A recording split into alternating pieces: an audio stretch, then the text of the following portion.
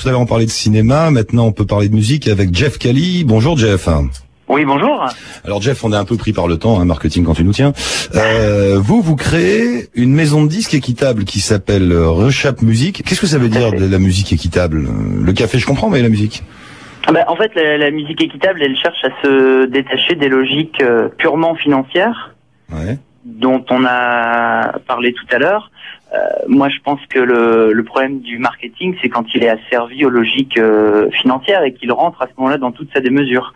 Donc la musique équitable, c'est la recherche d'un équilibre qui respecte les artistes, la création, et on en a parlé aussi tout à l'heure, des moyens qui sont adaptés finalement aux œuvres, et de réfléchir en termes marketing à ce qui est adapté pour un artiste. Dans les faits, ça se passe comment? Vous allez signer des artistes qui n'iront pas ailleurs, qui n'ont pas leur chance ailleurs? Ah non, justement, l'idée de la musique équitable, c'est de laisser les artistes libres. Ouais. Donc il y a plusieurs dimensions. Il y a une dimension économique avec des échanges commerciaux qui sont repensés entre les artistes, les internautes et les professionnels. Donc il y a plus de rémunération pour les artistes, plus de liberté pour les artistes et les producteurs. Il y a une notion aussi de transparence, de confiance dans les contrats, puisque les artistes sont libres de partir quand ils veulent. Il y a une confiance vis-à-vis des internautes, puisqu'ils peuvent écouter la musique en entier à la demande. Et sur reshapmusic.com, ils peuvent choisir le prix d'achat de la musique. D'accord. Et ça se passe que par Internet? Et ça se passe par Internet avec le soutien des internautes. Mais alors ça veut dire on peut choisir le prix de la musique. Ça veut dire quoi? Ça veut dire que c'est plus un achat, c'est un soutien finalement. Oui, c'est encore un achat, mais finalement c'est le public qui se met d'accord avec l'artiste et ensemble ils décident de ce qui est le meilleur pour les deux parties finalement.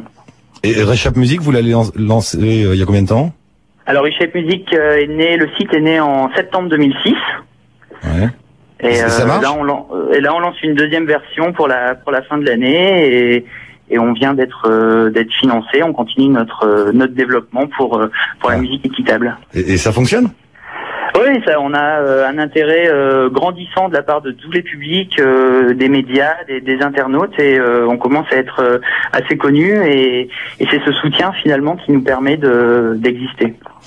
Alors, pour répondre à la question, c'est quand même du marketing, c'est vrai. Bah oui. Mais c'est un marketing qui est adapté. C'est un marketing, en fait. C'est-à-dire, marketing ça adapté. répond à un objectif artistique. Ça répond à un objectif d'aider des artistes indépendants, et ça répond pas à un objectif financier. On a parlé tout à l'heure des majors qui rentrent en bourse. Le problème du marketing, c'est qu'il est asservi finalement à la finance, et c'est une question d'objectif. Quel objectif pour le marketing dans la musique? Et je pense que là, on n'a pas les mêmes réponses. D'accord. Ah ben, Jeff Cali, merci. On a mis un lien avec le site donc de Reshap Music sur le site de France Inter. Si les auditeurs veulent aller faire un don, donc en achetant de la musique.